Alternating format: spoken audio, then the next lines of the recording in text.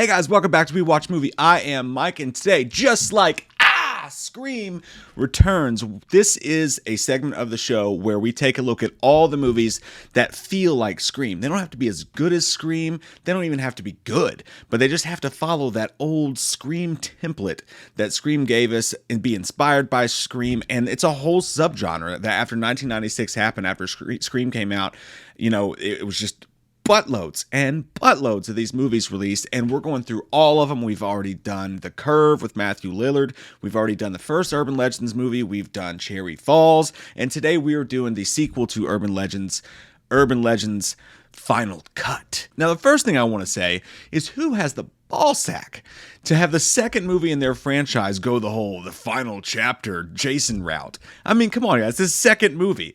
I mean, maybe they're just throwing the whole kitchen sink at it, like, whatever we gotta do, please just let us squeeze one more movie out of this, which, by the way, they would do one more after this.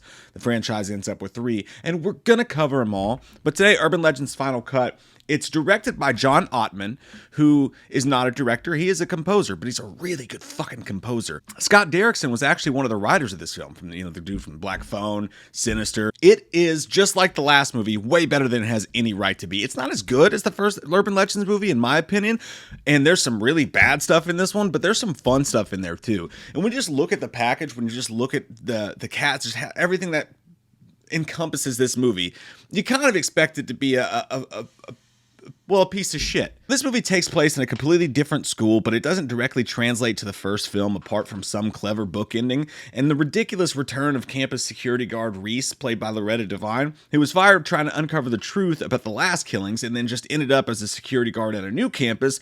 So when a bunch of fellow film students and friends start getting murdered in festive ways, Amy, played by Jennifer Morrison, who was the dead kid from Stir of Echoes, but totally thought she was Kate Bosworth for half the film, she wants answers, god damn it, and she's currently working on her school film, a horror movie about someone killing folks using urban legends. Holy shit, that's so meta, I could fucking taste it. Running for the Hitchcock Award, which is sure to make any director's career if achieved, and likely the Frankenbeans of the motive here for whichever the killer is. And just like Scream fashion, the cast is just like a Dawson's Creek gangbang of characters, including freaking Eva Mendes is in this movie, and she's not the main girl, which makes no sense. It was early in her career, but even as you're watching the movie, you're seeing Eva Mendes, and you're like, you should be the main person. But yeah, the cast includes Matthew Davis from Blue Crush, which weirdly starred Kate Bosworth, Joey Lawrence from Blossom, you turd Blossom. Anson Mount's in this, doing his best Rob Thomas from Matchbox 20 impression if he'd had sex with James Marsden's Cyclops and maybe a baby that listens to too much Oasis. Anthony Anderson, who's the dude who in Scream 4 gets stabbed in the head and says fuck Bruce Willis, literally in Scream. And then finally, again, just fucking, how is Eva Mendes in this movie? But yeah, the movie starts off and we're on an airplane, and it feels, I literally thought we were watching Final Destination for a second, I swear to God, just the way it all looked. We're on an airplane, and there's these kids, they're going to spring break, they go to the bathroom to have sex, which is really upsetting, just the way that they go about it, because they go in this tiny plane bathroom to join the Mile High Club or whatever, and like, they're not, if you go in a plane bathroom to have sex, you're doing it quickly, you're getting in, you're getting out, you're getting away. But they go in there and they're like doing foreplay and like talking dirty to each other. He's going down on her at one point, and I'm like, that's not how you have plane sex. But they look at the mirror and, oh my God, I know what you did last summer fashion. It's like, you're going down. And because he was literally going down at the time, which is hilarious. But they come out, and as they leave the bathroom, everybody on the plane's been murdered. So this killer is apparently a fucking conjuring ninja, because he's killed everyone on the plane, which is kind of cool, just the way it all looks when they come out and everyone's throat's been slit and they're still sitting in their seats. Again, completely impossible, because he even kills the pilot of the airplane. But it's this American Psycho, they don't have a good bathroom to do coke in looking motherfucker, wearing a suit, walking around with a knife, and he's chasing her down. And you're like, this is shitty. Yeah, it is shitty, and she's like the worst actress I've ever seen. But then they 23 skidoo you, and it's one of those 2009 Friday the 13th openings where this isn't actually the opening, it's a super meta burrito, and this is just them filming their college student film. Because there's like a cut, and then the guy's like, what the fuck, she can't act, and it's pretty cool. But it did have me thinking, I would really love to actually see a full-on slasher movie take place on an airplane, because that got me excited. And shut the fuck up over there, Greg. I see you starting to type on your keyboard with your goddamn actuallys. We already know that Turbulence and Red Eye exist. I mean, like a pure slasher film. So eat a dick. But no, we find out that all the students are in film school at this point, and they're all vying for this Hitchcock Award or whatever, and It's the perfect setup for a super Scream, like ultra meta movie because they're all in film school. All the film references you can make, it's like The Class in Scream 2 if it was just a whole movie about those kids. They really dropped the ball on that one. I thought they were going to pound that thing into the fucking ground. They do get meta with some of the stuff for sure, and there's a line here or there about a movie here and there, but it's nothing like what they could have done. But those vibes are definitely there. Look, the best part of this entire movie, other than a couple really inspired kills, is absolutely the Scream template just draped over top of this fucker. Like, the action scenes are not filmed very well. There's a couple like karate chop action moments that are just terrible, and the sound on them's awful. There's some corny jokes and some really, really dumb characters in it, but it still works for those of us who are fans of the Scream template because they apply it. I mean, you've got red herrings all over the place. You've got needle drops. You've got the wondering which one of these people straight off the set of fucking, again, Matchbox 20's Push video is going to be the killer in the end.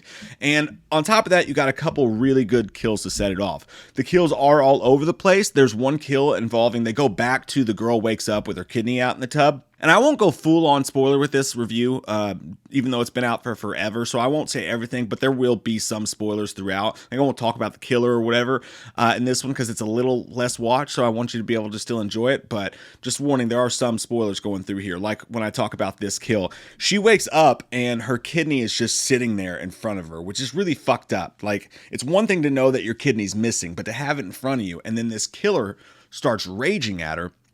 And in the struggle, while she's trying to escape through a window, the kidney falls on the floor and it's all rolling around, which is just kind of fucked up to think about. Like, to see your own kidney on the floor, just getting stepped on and squished everywhere, it just makes me feel icky bod crane inside. Probably the coolest moment of the movie.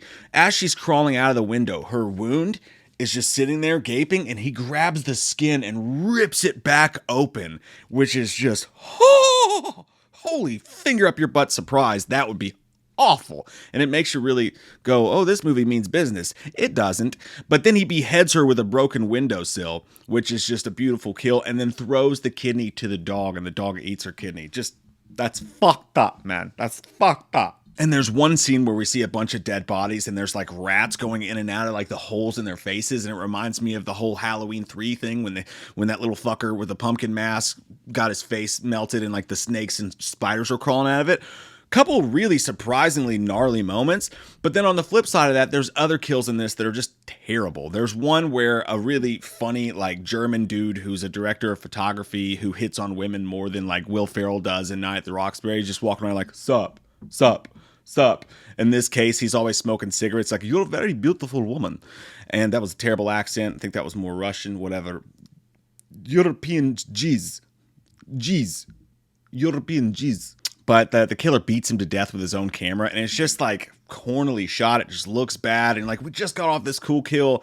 There's a kill that happens in this like mine shaft that they're filming one of the student films in, and the killer is just the corniest looking, just most uninspired piece of shit I ever saw in my life. It's just like, oh, they got electrocuted and they're dead, and it's like, you guys had the template, you had it going, you showed that you could do cool kills. I don't know what's going on, if it's a budget issue with this, but just the most lack of inspiring kills ever on a couple occasions in this movie. There was one girl who her kill's pretty cool because it's fucked up how they flip the meta on its head, and they're watching what's supposed to be one of these director's student films, and all of a sudden the tape clips and it's actually the killer chasing down this really terrible actress with his camera and, you know, stabbing her and showing the kill. But they all think they're watching, you know, a fake movie. So they're like, there should be more blood, and just like laughing at it and shit. But it kind of has that Scream 2 opening vibe, whereas they're actually watching a real murder. But on the flip side of that, these characters are so stupid. The characters in this are really, really dumb. Specifically, the main girl, Amy. Dumber than a box of dumb rocks. I mean, she just has no idea. This girl goes missing. They watched her murder. They all acknowledged none of them filmed it. They all acknowledged it looked awful, real, and strange. And then they just moved about their lives. No one considered where she was, why the fuck she was missing, what was going on with that. Just didn't consider it.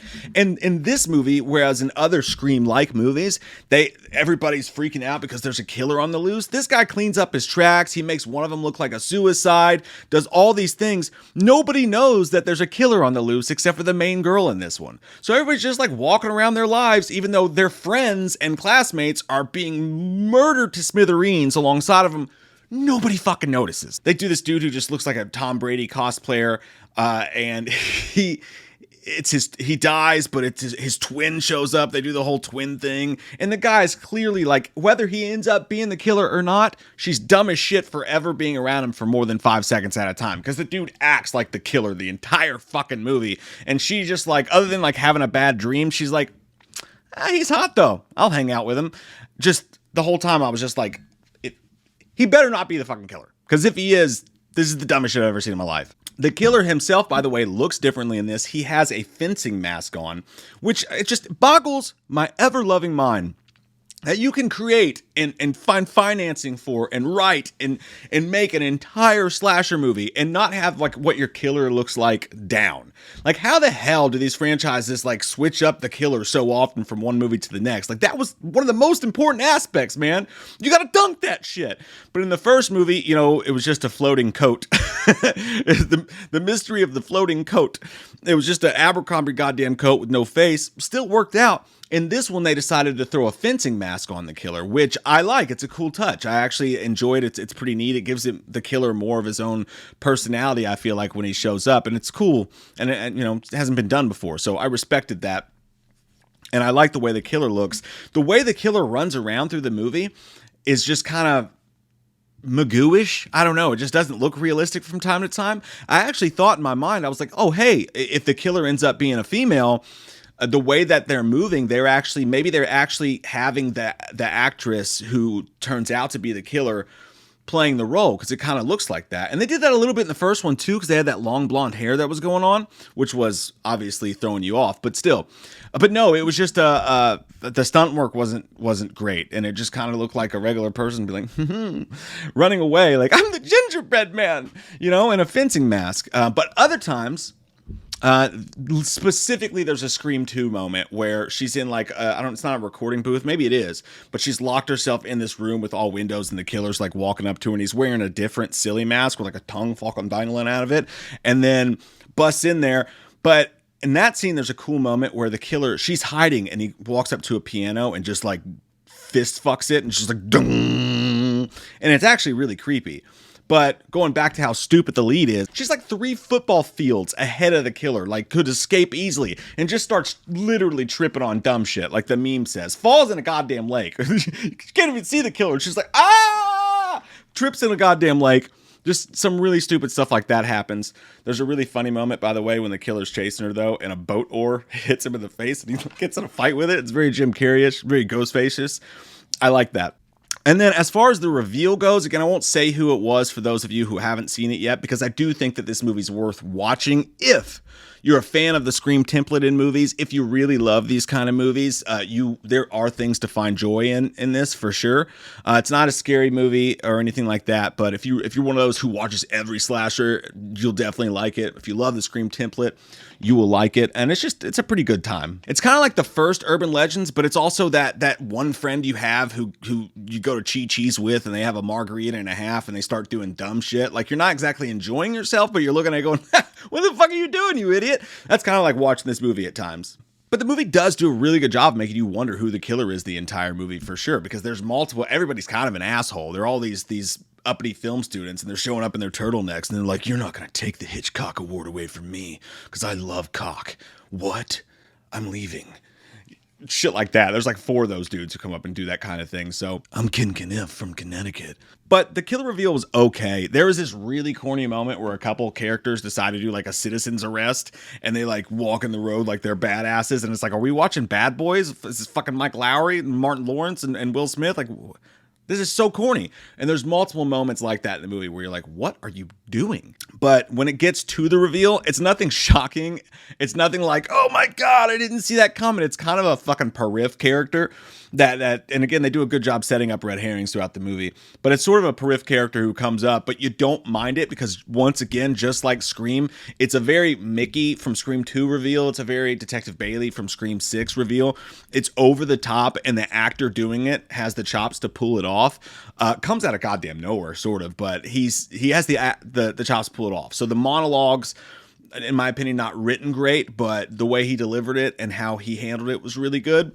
That being said, once again, the action just smacks this movie in the dick when they start trying to do the whole thing and they're like fighting for guns. And there's one moment where the killer goes to like grab and like hug fight someone, and it's just like a shitty backyard wrestling match between 12-year-olds. It's not fucking John Wick. I'll say that when it comes to this, to the choreography of all this. But you know what? It works. It's again, the Scream template is what's paying off for this movie. And just some fun acting performances, a couple cool deaths here and there. And it works just enough. At the end of the movie, that same friend who was at Chi-Chi's having margaritas gets way too drunk, starts doing shots, sees his ex-girlfriend, really starts to make an ass of himself and say some dumb shit. Because this movie, they try to do a fucking Bodyguard switcheroo ending, which was just insane. Like, again, I won't spoil it completely, but they go and they decide to make a horror short student film about the murder of their friends that happened like 3 minutes ago. And they're having like a blast with it. And it's like, your friends were just fucking brutally murdered all around you, and you're making a fucking fan film right now? This is ridiculous. You guys are assholes. You should have died. And they really do, throughout the movie, really just exploit Loretta Devine. Like, she's great. She's game for it. She's hilarious. She's over the top, but it's kind of a joke. It's like kind of a one-note joke that they have just kind of ran into the ground with her in this. Every time something happens, she shows up around the corner. And I'm not sure if they were trying to red herring her or what, but they just really did too much. But after that ending, there's yet another ending. And this is what I mean when they bookend it and tie it to the other ones. And it's just like, what is this, Charlie in the Chocolate Factory? Grow up, fucking Peter Pan. This makes no sense. Is this girl everywhere? Is she goddamn Wishmaster? Like, what is happening here? It's cute. It's like a wink at the camera sort of deal, but it's dumber than shit. And like, why is that guy in a mental hospital now? Why is he like not moving? What in the Nurse Ratched ass is going on? But all in all, it's a shut your brain off, have a good time, watch a horror movie. Yeah, I give it a 6.5 out of 10. I hope you guys are enjoying this Just Like Scream series as much as I am, because I'm fucking loving it, like McDonald's. And I do love McDonald's. The Spicy McChicken's back, and I can't stop eating it. So I love your all's fucking faces. I hope you guys have an amazing day. And don't forget, if you want to watch more of these, click that subscribe button and the bell so that YouTube tells you when we do these, because everyone's a suspect. Halloween never ends. Suck my fucking dick, and I don't really care what Blumhouse fucking says. Put him in a box or suck a fucking cock. You can say he's dead, but we all know he's not. Yeah. So let's go trick-or-treating, let's go fucking drinking, let's all go rent Pumpkinhead on VHS, cause Halloween never ends.